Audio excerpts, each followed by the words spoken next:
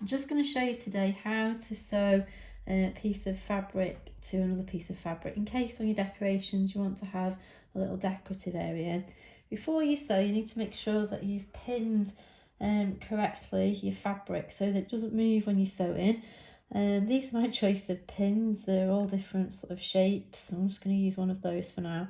You need to make sure that the pins pin so that it's that way round, so that when you sew over the top you can then pull it out and it doesn't break the machine or get fastened up anywhere where it shouldn't do. So I'm just pinning the fabric so it doesn't move when I'm sewing.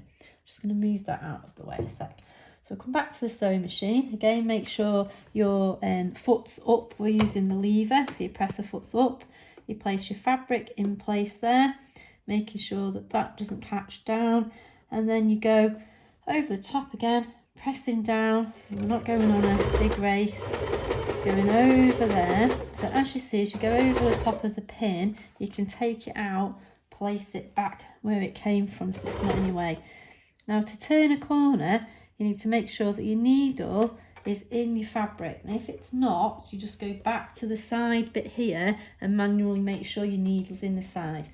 If you press the foot up and you turn your fabric so that it goes like that, but you press the foot down and then off you go again. Again, then just stop into the edge, make sure your needle's in. You press the foot up, your needle's in your fabric, so that's just going down there, and you move your fabric round like so.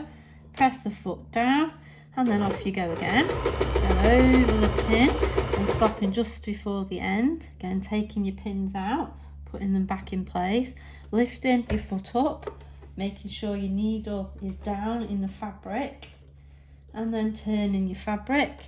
Press the foot down and then off you go again and stopping at the end.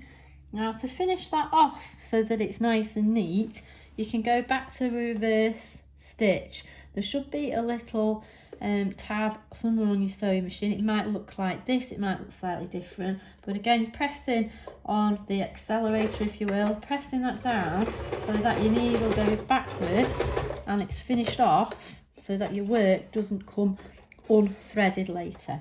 And then just pull that off, and then you can just very neatly cut it off from the sewing machine, and you've got your little sample showing that you understand how to go around edges and corners correctly.